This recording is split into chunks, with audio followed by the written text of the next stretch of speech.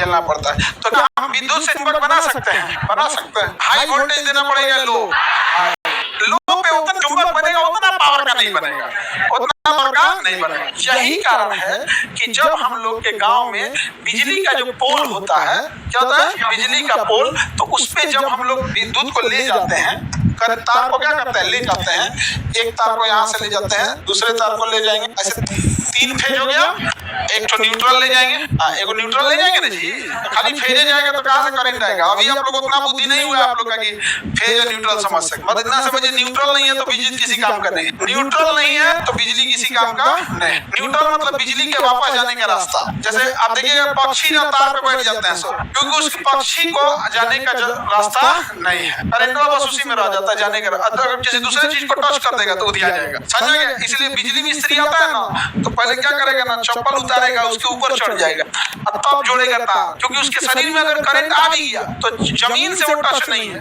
जमीन के चप्पलवा उतार दिया है और चप्पलवा के ऊपर खड़ा है, और कभी पैरवा आगे पीछे हो गया और जमीन से टच हो गया तब काम कर देगा। तो जो करंट को ले जाने वाला एक्स्ट्रा तार होता है वापस पृथ्वी पे ले जाने वाले को क्या कहेंगे? न्यूट्रल। तो केवल फेज होता है, केवल फेज से काम हो जाएगा, न्यूट्रल चाहिए।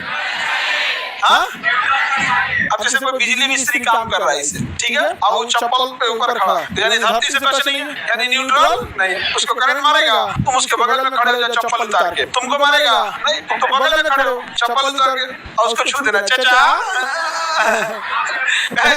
दोनों को मारेगा, काहे? उसका बॉडी फेस था, तुम हो गए न्यूट्रल, दोनों को मारेगा, इसलिए दूर रखते हैं, दूर रहियो।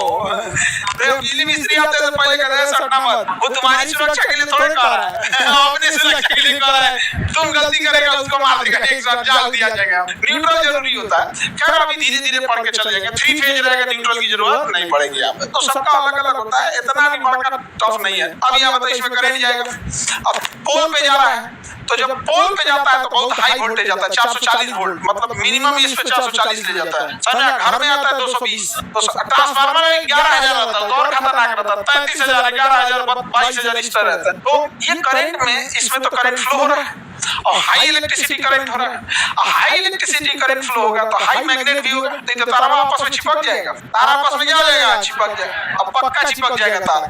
इसलिए आप देखिएगा बीच में लाठी बांध देता है, देखिए ना, लकड़ी का फट्टा बांध देता है, लकड़ी उड़ी बांध देता है। गांव में देखना ना, पोल पे तार गया रहेगा ना तो लकड़ी का क्या डाल देता है? फट्टा बांध देता है। अगर लकड़ी का फट्टा नहीं रहेगा तो आंधी की जरूरत है, तो कभी कभी लापरवाही कर देता है, सब चिपक जाता है, तो लोग कहते हैं रतिया आंधी आया था का। अरे भाई आंधी का क्या जरूरत है इसमें? आंधी आएगा तो पेड़ उड़ गिराएगा कि तार वाले आके सटा देगा, वो आंधी है कि चुड़ैल है? चुड़ैल समझती है, आप लोग तो समझती हो, हम भी किससे पूछ रहे हैं बताइए? आप लोग का तो दोस्ती नहीं होगा चुड़ैल से, सही आगे बढ़े। तो बताइए अगर हाई इलेक्ट्रिसिटी जा रहा है तो मैग्नेट आएगा कि नहीं? तो इसके बीच में स्पेस देना जरूरी है कि नहीं?